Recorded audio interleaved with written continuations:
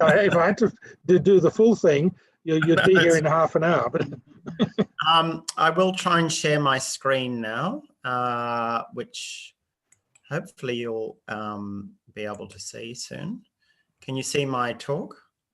Yes, we can. That's great. Great. I'm going to probably pop out of it at some stage, so hopefully that'll work because I've got a couple of things to show you. I'll just go into, so you can all still see that? Waterbirds, sentinels of rivers under pressure? Yes, we can. Great. All right. Well, thank you very much. And please chip in if something doesn't work and I can have a look at what might be the problem. Thank you very much for inviting me to do the Arnold McGill Memorial Lecture. It's a great privilege. An amazing man. I read some of his papers, and I remember well when I was starting out as a young scientist, how revered he was in the bird world, and an amazing record keeper. And really, you know, he would be the classic, what you might call citizen scientist, and providing so much natural history information for us who don't often get as much time to go out as we would like. So I'm going to talk about waterbirds, my special subject, and what we've learned about them as sentinels of rivers under pressure. And what I'm going to cover are waterbirds as indicators. The work that I've been doing for now more than 30 years, surveying waterbirds, what we're seeing in terms of waterbird numbers over time, a little bit about waterbird breeding and some of the challenges. So one of the things that I find quite useful in terms of thinking about waterbirds and them as sort of indicators of ecosystems is being able to divide them up into what they might feed on very broadly and where you might find them. And this is really a shorthand way of condensing a whole lot of information on all the species that we survey, more than 50 species, into a more manageable group of about 5 what we call functional response groups. And so I'll talk a little bit about that sort of level of data, plus a bit about individual species. As most of you might know, I do these aerial surveys of waterbirds across Eastern Australia. And these, we run these survey bands that stretch from north to south, up near the Whitsundays, across to the Northern Territory border, and all the way down south to Melbourne, south of Melbourne. And each one of these survey bands is 30 kilometres wide. And as I'm sure you can imagine, it was a particularly challenging thing for us to do this year, given all the border closures, but we have just managed to finish it.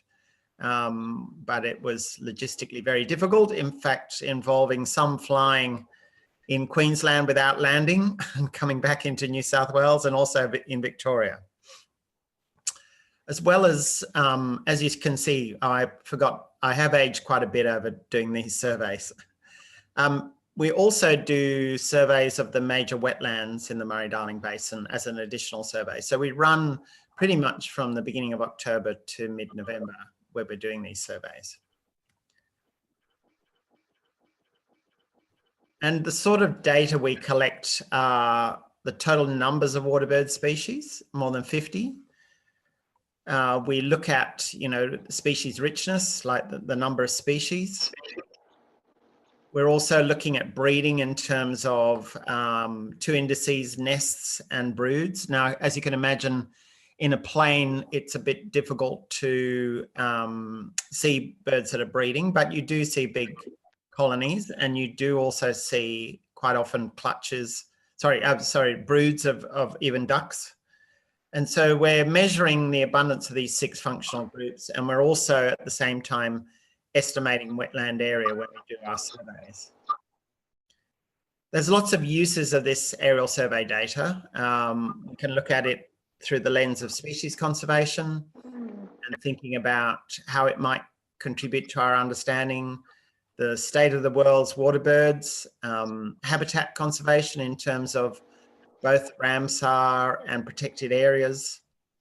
And then one thing that I've been doing for some time now is thinking about tracking changes in water bird numbers. And that feeds into the Murray-Darling Basin Plan, the Lake Eyre Basin's State of Basin Report, and the State of the Environment. And more recently, we've been working on how it might contribute to the management of environmental flows.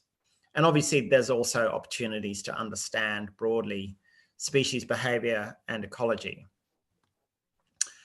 So I thought, now this is a bit of an experiment, but a few years ago, and some of you might remember these programs where we went up in the air with William McInnes, and he came up flying with us. So I'm just going to stop sharing and see if I can get this video to work.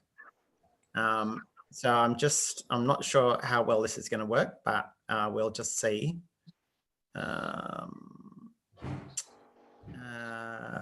Yes, I'm just trying to see if it will work. I don't know if I play it. Can you see my screen still or not? Somebody, Tom?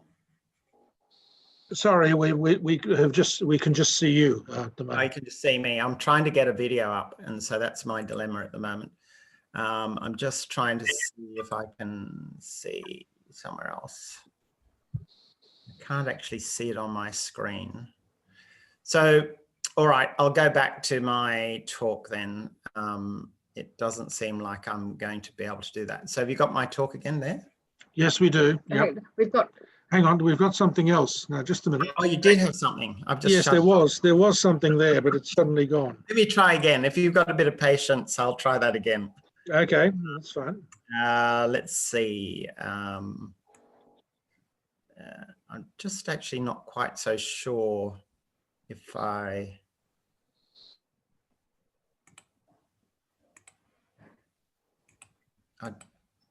usually use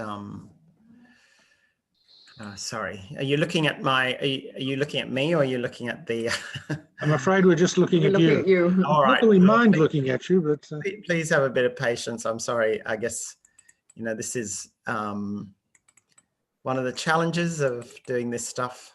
Right, let's see if this works. I don't know if you can hear that. Can you see that? We can certainly hear something, but we can't see anything. If I make it bigger, I don't know if you can see this now. Let me just try sharing my screen with you again.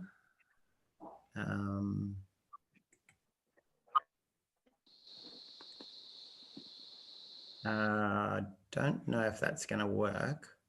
I almost got it there. I shouldn't have hit things quite so quickly. Let me just try again and see.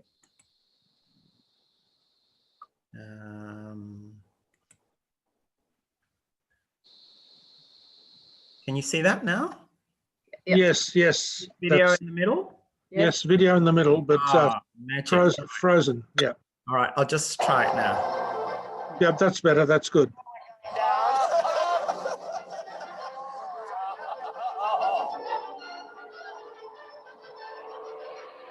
This is like being on the Gravitron at the show. You're not allowed to look ahead. You've got to look out of your window. Okay, so those are cormorants, great cormorants coming out.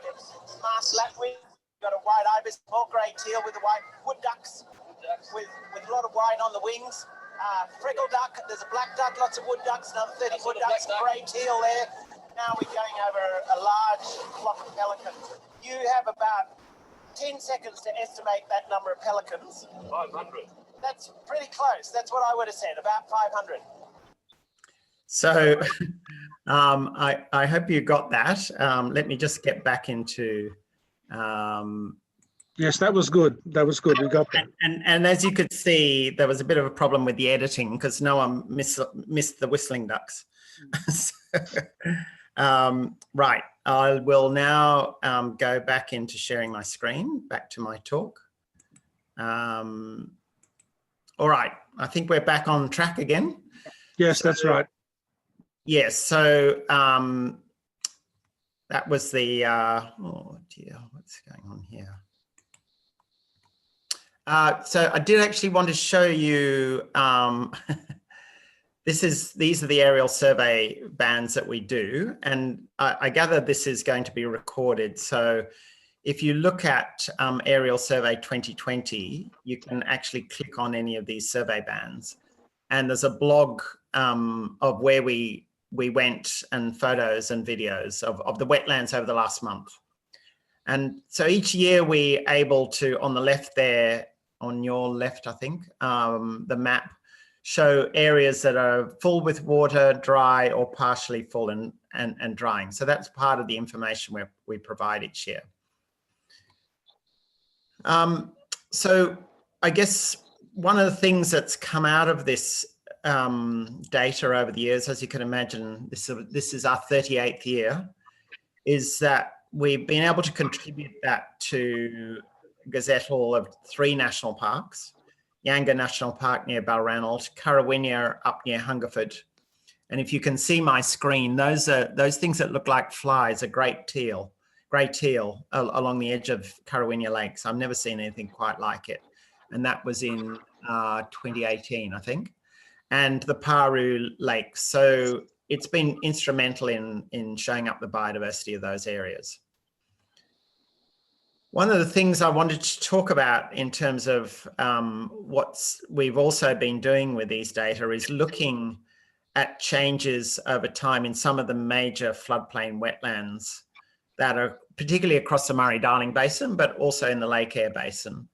And many of these, I'm sure many of you have visited these, they're either protected areas and many of them are also Ramsar sites. So they provide, and that's obviously a key focus for the Murray-Darling Basin Plan. So I want to now talk about some work that we published a couple of years ago, which what I call a tale between 2 basins, but looking at Lake Eyre Basin and the Murray-Darling Basin. And so each of these basins we've been surveying for more than 30 years. And they've got survey bands that cross them regularly each year, and that's what we fly. And so what we decided to do was look at what are the changes over 3 decades in these 2 large river basins that cover most of the survey, and look at that at different scales. So within the Lake Eyre Basin, we looked at the Georgina Diamantina, the Cooper, and within the Murray-Darling, the Darling River and the Murray. And then within each of those, we picked out the 5 largest wetlands. So essentially going from the wetland scale right up to the basin scale. And we also looked at rainfall and flows. So this is Murray-Darling Basin with rainfall in the dash. These are standardized figures. So it really looks at the variation or any trends over time. And I guess the other obvious thing here is with the red being the red and the green there being the Murray and the Darling rivers, you can see flows have been declining.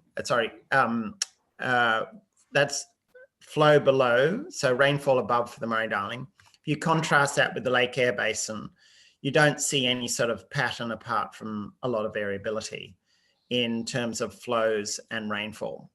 So there's been no real obvious signal of changing rainfall in either the Murray-Darling or the Lake Eyre Basin, but a very strong signal of declining flows in the Murray and the Darling river catchments. So what's this doing in terms of our story on waterbirds? Well, we've seen this sort of 70% decline in numbers of waterbirds in the Murray-Darling Basin, not numbers of species, so numbers of species in the blue there. We don't see that same change in the Lake Eyre Basin. It's highly variable and large numbers come and go, but nothing like the sort of patterns that we see in the Lake Eyre, in the Murray-Darling Basin. Now, this is a pretty horrible figure, and I'll just take you through it slowly, but this is where you get the granularity of our data. So on the left-hand axis, on the y-axis, is the 30-year trend in percentages from the dash line, the white dash line in the middle being 0, so no change in elevation, and then negatives up to 300% declines on the y-axis. And you can see that the 6 groups, sorry, the 5 groups that we've got in the Murray-Darling, they've all declined across the Murray-Darling. And then we also examined, all of the species. So you can see that about half of the species have declined significantly. Some of the others are not very reliable because we don't count them very, very well. So that's the sort of pattern that's been occurring across the Murray-Darling Basin. The Lake Eyre Basin, as you can see, is a complete contrast. Nothing is moving very much in terms of trends. We're essentially getting no trend either up or down across the Lake Eyre Basin. We have actually done some recent analysis to show that shorebirds are declining in the Lake Eyre Basin, but nothing else. So again, the groups of species that I talked about at the beginning and each of the individual species.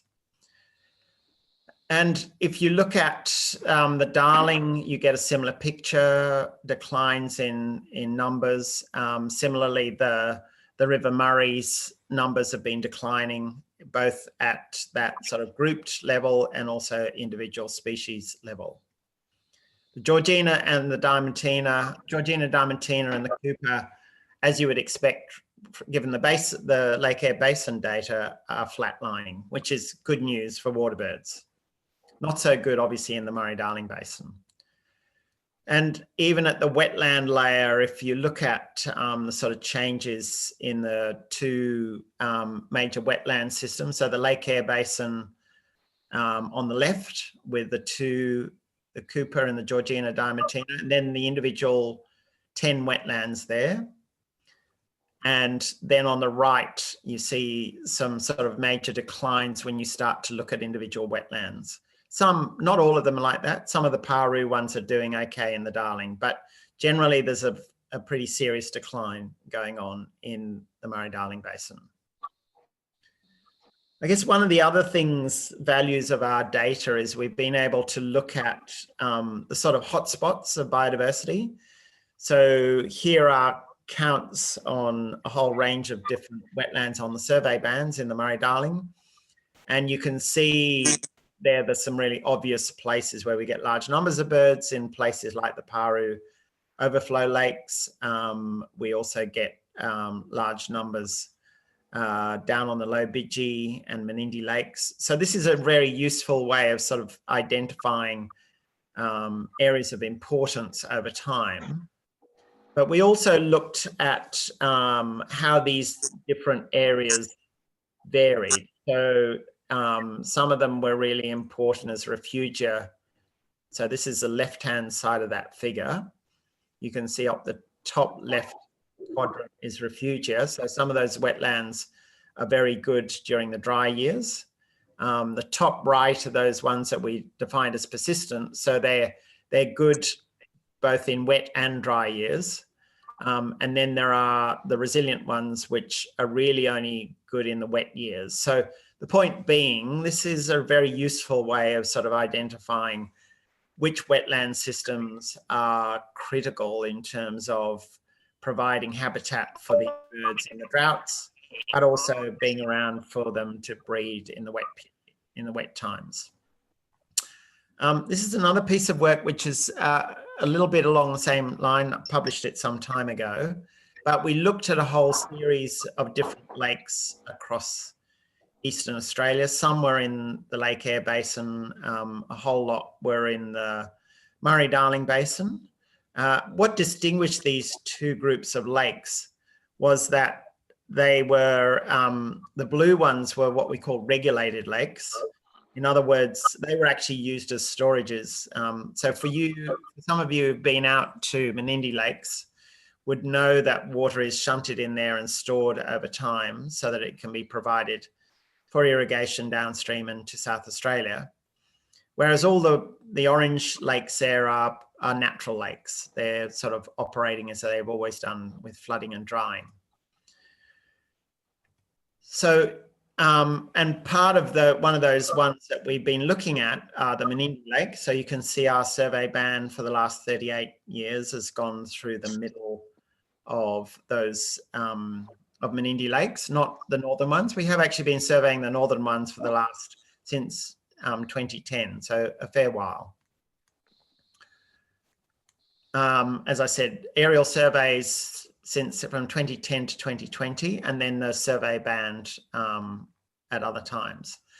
Now, the interesting thing is, if you look at the diversity of waterbirds on those two types of lake systems, regulated and unregulated, you find quite a difference. The diversity of birds tends to be much higher in the unregulated lakes, the ones that are drying and flooding naturally, than the ones that constantly have water in them. And I'm sure those of you who've been out there would have noticed that in terms of those types of lakes. Also the density, so it's not just the diversity, but if you look at the density in terms of water birds per hectare, there's a huge difference compared to the two types of lakes. And that's largely because there's a lot more productivity there. So what really is happening here in these lake systems is you have a natural lake that's unregulated over time, and then after a while it starts to evaporate, water starts to evaporate, gets nice and shallow, and the productivity increases significantly as it dries for water birds and a whole range of different organisms. It really is a critical period. When we've made these lakes into essentially dams in the middle of the river, they're called re-regulating storages. We keep that water levels high. So even though there's evaporation operating, the regulated flows are kept high, and the productivity dips and the aquatic biodiversity decreases. And obviously with things like river red gums and black box, you would have seen, some of you have been to Menindee, all the dead trees. That's essentially because the water levels have been kept artificially high in that system. So what we also found is there's quite a difference between the lakes in terms of the composition. So if you think of those 5 groups again, you tend to get many more fish-eating birds on the regulated lakes and a lot fewer shorebirds as opposed to the unregulated lakes. So big changes going on in terms of the way we move and store water in river systems and the effects on waterbird habitat. And because we're looking at it through the lens of these 5 groups, they give a pretty good idea of what's going on with the fish, with the vegetation and invertebrates. This is some work that we've just completed with a student of mine called Zoe Ford, who's just been working on Menindee Lakes and looking at long-term changes. And we see nearly a 70% decline in numbers across where our aerial survey bands went. And over that period, between 1983 and 2020. And if you look at what's happening in terms of the different groups, total numbers, the ducks, the fish-eating birds, the herbivores, the large waders and the shorebirds, the only ones that we weren't able to detect a significant decline were in the shorebirds, and they were probably low in number anyway, given it was regulated by the time we started doing our surveys. So even in a system like Menindee, which has been there for a while, we're seeing these fairly significant changes in waterbird numbers going on and the composition. So I now want to move into talking a little bit about the work we've been doing on colonial waterbird breeding, which another really interesting indicator of what's going on in rivers. This is a glossy ibis colony down near Balranald on the Guyini wetlands. And really these birds will breed in relatively few places across Australia. They depend on large floods coming through and triggering enough of a response in their food to really get going and produce young. One of the places we've been working on is Narran Lake, where we've been looking at rainfall up in the catchment. This is some work that was published by one of my postdocs, Dr. Kate Brandis. And we looked then at flows down to Narran Lakes and identified what the sort of trigger was for when well, particularly straw-necked ibis would breed in Narran Lakes. The other species will breed there as well. And I guess what we found is that there are a couple of thresholds that get them going. You need about 150,000 megalitres in 90 days, and as well as that 20,000 megalitres in the first 10 days. But the result of water resource development, including Cubby Station, has reduced the frequency of breeding in that Narran Lakes from once every 4 years to about once every 11 years. And the Murray-Darling Basin Plan has improved it to possibly 1 in 6 to 7 years. So a bit of an improvement, but not great. I should say one of the other great innovations we've had probably in the last couple of years is we've been using very effectively drones to count nests.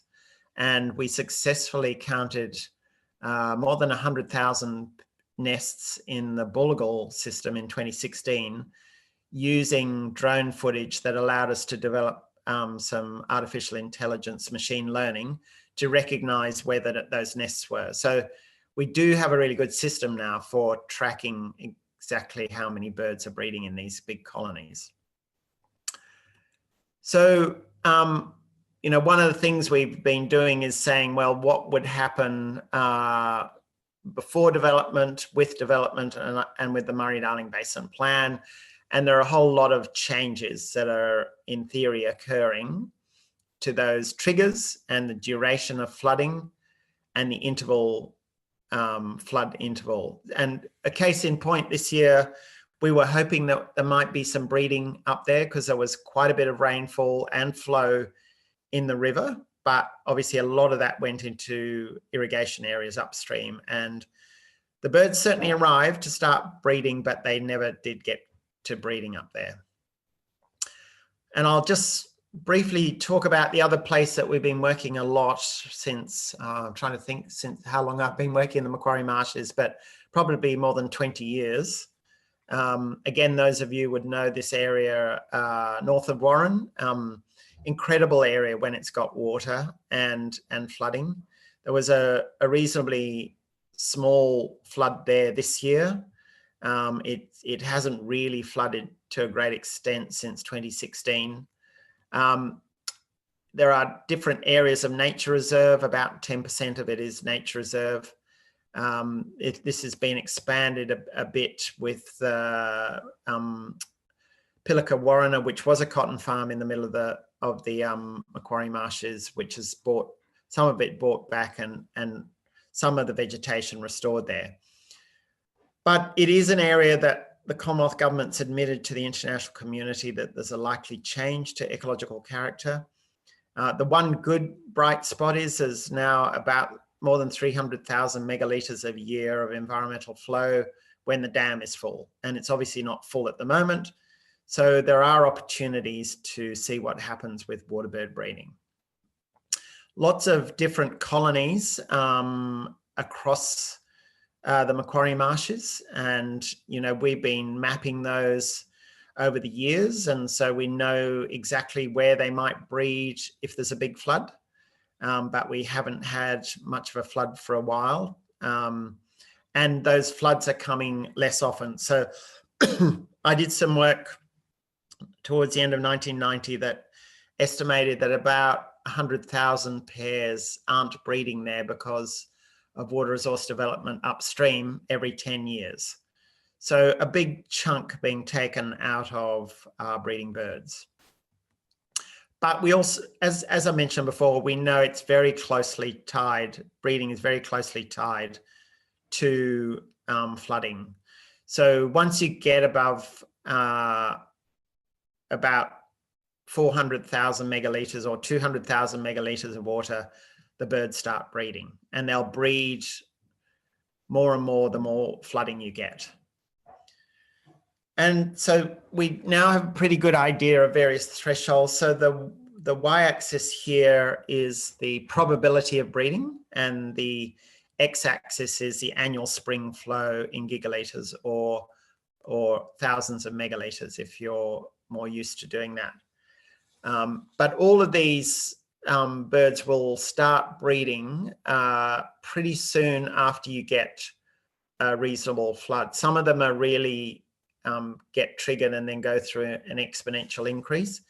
Some of them are more linear in their breeding. So a few birds will start and then keep on going, but increase with the bigger the flood. The ibis in particular are real threshold breeders. As soon as there's enough water there, they go in large numbers. And that's a really important pattern. Night herons also breed there in large numbers when there's a big flood. And again, they follow a similar pattern, whereas the cormorants tend to just increase over time. So this has big implications for the management of environmental flows in this system. And one of the things that we have been thinking about, or we published a paper in 2005, was thinking about what would you do with the water that you have in the dam. And we compared, so we weren't changing the amount of water you had in the dam, but we were doing what was called a use it or lose it. So a bit like the financial year, the water year goes from July to June. And if you haven't used your bucket in a particular year, you could lose it, or it goes into consolidated revenue, which used to happen in the past. So that's one way of using it. The other way is to, as soon as water flows into the dam, then you let some of that flow out downstream. It's called a translucent environmental flow. And there are various windows you can do that in, because one of the other challenges is the channel of the river it can be at capacity to deliver irrigation flows downstream. And then finally, we looked at a thing that we call banking and threshold, which meant you hung on to your environmental flows until you could trigger that more than 200 gigalitre flood. And what we really found was that over some modelling, that again, remembering we're not changing the amount of water there is in the river, we're just changing the way we use that environmental flow. And there was some difference between use it or lose it. But by far the biggest difference was in terms of banking and threshold, which essentially meant there was much bigger variation.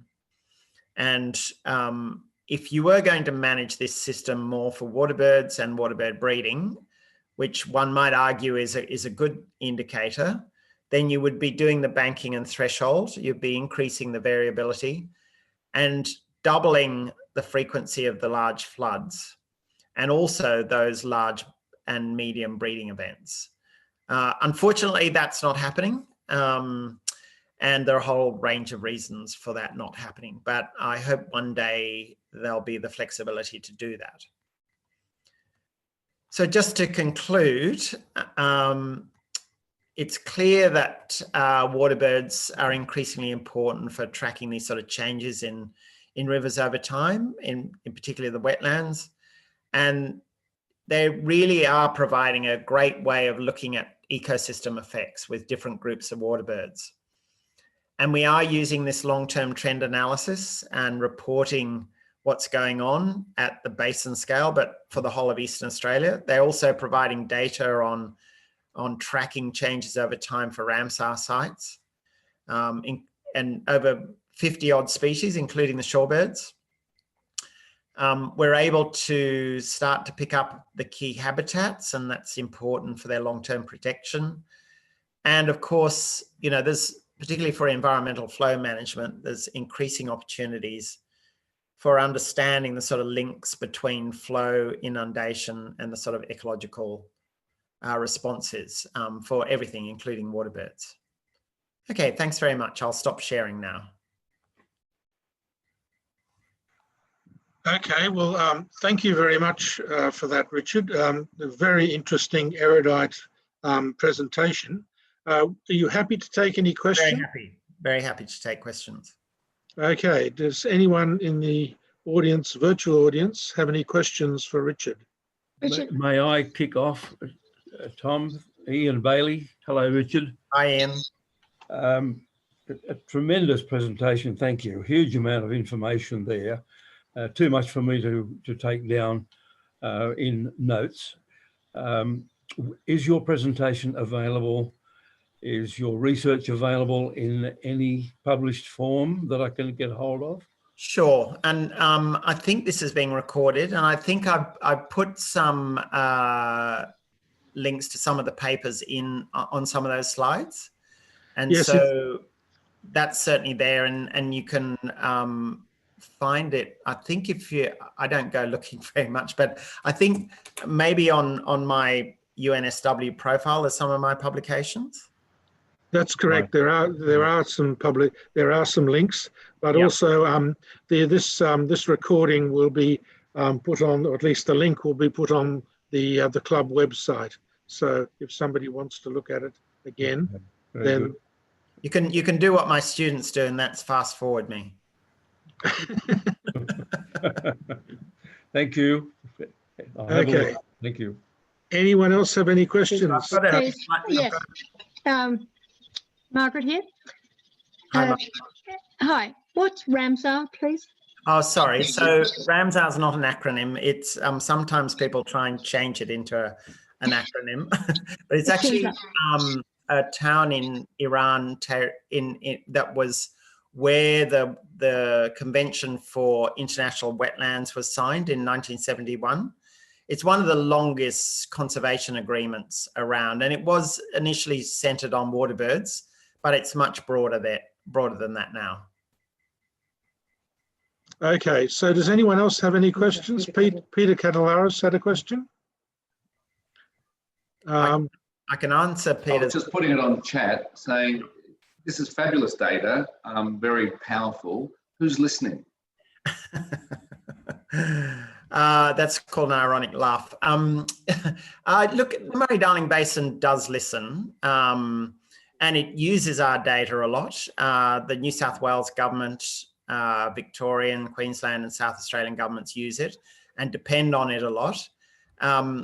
As you can imagine, we're talking about really serious issues to do with the basin plan, and everybody would no doubt know how difficult that is to prosecute in terms of environmental flows. And it is just an ongoing debate. I mean, I at one stage thought with the basin plan that we would at least have stopped the decline of water birds and other ecosystems that depend on fresh water.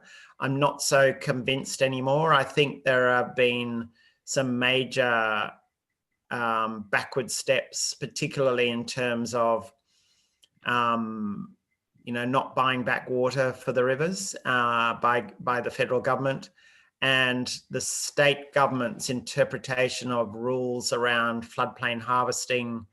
You would have probably seen at some stage some of those now proven thefts of water out of Murray-Darling Basin rivers. And so it's a difficult area, both in policy and legislation. And I guess I just see my role and my team's role to keep collecting these data. And they hopefully, well, we know people look at them, we know people don't like them, but we continue to put them forward, both in terms of scientific journals, but also I try and talk about this whenever I can in the media. So Tom Wilson has a question. Yeah, Richard, thanks very much. That was really interesting. When you're doing your aerial surveys, so one thing that's always intrigued me when I've seen you on the news and stuff. Yeah. Zooming over the wetlands, is what's the smallest species you can pick up and accurately record when you're doing that? Very good question. We lump large waders and small waders, and we lump little grebes. But we pick up most other things. So our biggest issue is we don't get cryptics. So although I have seen Australasian bittern occasionally, we're never going to see a crake or a rail. And some of the birds dive, so they're very biased in terms of what we see. Things like bluebills and the grebes, you know, you'll just see a splash. But we have done some comparisons between ground counts and aerial counts, and we get pretty close to orders of magnitude for different species. So in answer to your question, what's the smallest? I mean, we can see budgies because we're flying at 50 meters, but, you know, where, you know, obviously with smaller birds, we're not seeing as many of them, but it's also confounded by the number of birds. So, you know, I've been across a wetland in Arnhem Land where there were more than 1,000 brolgers, and it was hard work trying to count them, even though they're so big. Yeah, I was thinking particularly of the two tiny dotterels. And oh yeah, no, we just do small waders and large waders, and so we can't actually separate out, you know, migratory shorebirds from domestic shorebirds. Okay, thank you. Does anyone else have any questions for Richard? Richard, can I ask, do you do any more sort of on ground truthing as well as the flying? And in particular, Narran Lakes is an area that I'm not sure whether it's managed, but it's certainly an Aboriginal area. Does that make any difference?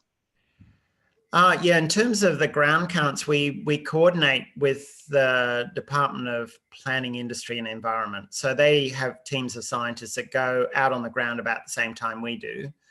It's very difficult to get accurate comparisons because they tend to do tiny little areas, yeah, and we're doing vast areas. When I was describing the differences between ground and aerial counts before, we were doing that on an isolated lake out near Tibooburra. So we were able to see all of the lake on our ground counts and also do aerial counts. And so that's where you can do a comparison, but it's not easy to do those comparisons. What we find with the ground counts that's really useful is getting the small cryptic birds that we don't pick up. In terms of your question about Narran Lakes and the importance for traditional traditional look, it is very important. In fact, most of these wetlands are really, really important for traditional owners. Traditional owners have generally not had much say in the water game. It's been difficult for them to sort of understand some of the language that gets put to them by governments about how rivers being managed. And, you know, they're sometimes a little bit tokenistic, I think, the way they're dealt with. We've been most recently looking at the way traditional owners and other stakeholders have been consulted, inverted commas, by governments at Menindee Lakes, and it's not a pretty story. Anything else? Okay. I've got another one, Tom, if I can. Yep, absolutely. Yeah, you obviously do your 30K transects. Yeah. And they're spread out. If you get a transect that's bad, do you ever feel inclined to sort of cheat and have a sneaky look on either side and see if there's where the birds have gone? Look, I'm as someone who loves birds, I'm very tempted. but I guess, like you know, it's like any survey. We've just got to be keeping a consistent pattern. So we've been doing the same survey bands at the same time of the year for 30 years. We have, at a couple of periods, done some what we call in-between bands. So we have done survey bands that went between those 10 and found no real difference. There's obviously, when you're doing a systematic sampling the way we're doing, we're going to miss some key wetlands. And in the Murray-Darling Basin now, we're doing all the big wetlands. So for example, we miss out in our Eastern Australian ones on the biggest and probably most important wetlands in Southeastern Australia, which are the lower lakes and the Coorong. But we now survey them and have done since 2007. So, you know, there are opportunities, I think, to survey more of these important wetlands. But, keeping the same methodology allows us to say, you know, over time, these are real changes. Yeah, I wasn't suggesting you corrupt the science. It was just to say, oh, I wonder what's in between this one at the moment if you can't find the birds. Yeah, the problem, work out where they may have gone. The problem really is that, you know, every hour we're in the plane, it's $1,200, and that's just the fuel and the pilot. So every bit, and it's always a bit of a challenge to make sure I've got enough money to do the survey next year. So as you can imagine, we've got to wrangle all the states and say, you know, you're going to cough up this year to do the survey. Yeah. So it's very interesting, Richard, that you've managed to do this for 30 years. This very expensive, as you say, aerial survey strategy. So how is the majority of your funding comes from government, or how does it? Yes, so our funding ostensibly comes from the Queensland, New South Wales, Victorian, South Australian governments for Eastern Australia.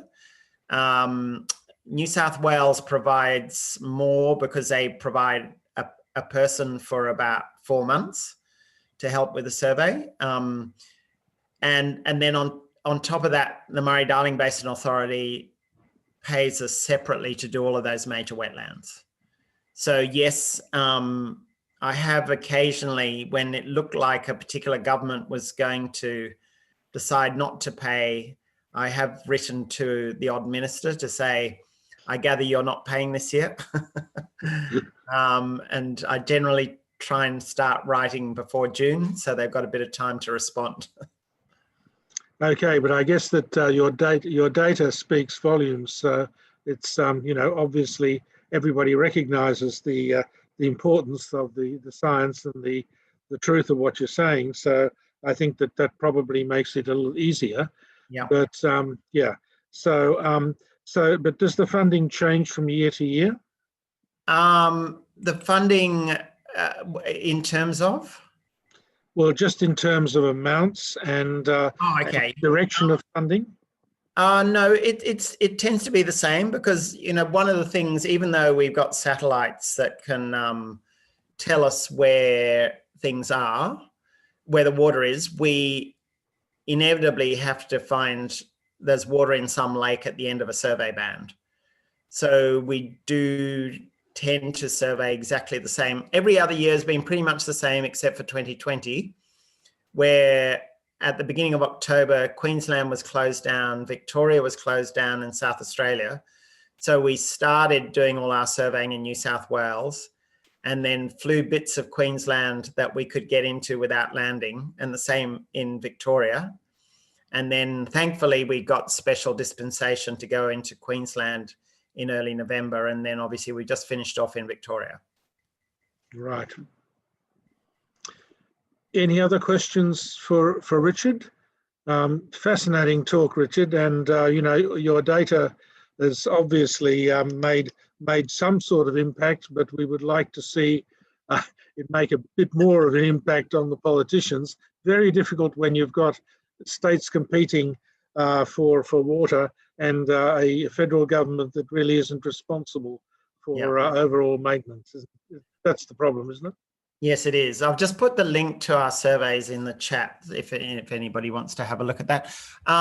Look, I think that's a difficulty, and it's a problem the world over, and it's why we're seeing freshwater ecosystems more affected than the terrestrial and marine ecosystems, because, you know, freshwater is so important, obviously, for drinking, but most of the freshwater we use in the world goes for irrigated agriculture. And, you know, that provides us food, clothing, and sometimes building materials in some places. So I think the big challenge is to try and find some sort of, I think of the Murray-Darling Basin as a bit of a patient in intensive care that hopefully we can get out that will have some sort of a life afterwards, quality of life, that we can have some of our wetlands in reasonable shape. Whereas I think the big challenge is to make sure that we don't do the same thing in the Lake Eyre Basin in Northern Australia. But obviously we're in a stage now where particularly the federal government and New South Wales government are wanting to build dams all over the place, and that's going to have a big impact on these systems. I mean, essentially, you can't turn the clock back once that happens. Yes, I guess that's. So I think that, yes, well, that's right. There's nothing like a good dam from the rural people's point of view. I guess now with all that longitudinal data, you know, you've seen the effect of climate change. Do you think that is greater than the effect of man-made? I'm not convinced it is. I always think climate change is like the veneer on the top in its effects on rivers. Although, you know, one other thing I've been working on, people might be aware of this, is we've been putting a concerted effort working on platypus recently. And that's a real concern, because what we are seeing is that some of the rivers that didn't dry up in the past are drying up. And of course, when platypus get stranded, there's no way back, really. Yeah. Okay. Right. So anybody else got any questions they'd like to ask Richard? If not, thank you very much for your presentation, Richard. It was a very, very interesting and informative one, and it was really something that Arnold McGill, I think, would have been very interested to hear. And so it has been recorded for posterity, and it'll be on our website. And so you might be getting a few queries from other people, if that's okay. Happy to respond. Okay, terrific. Thanks a lot then, Richard. Thank you very much.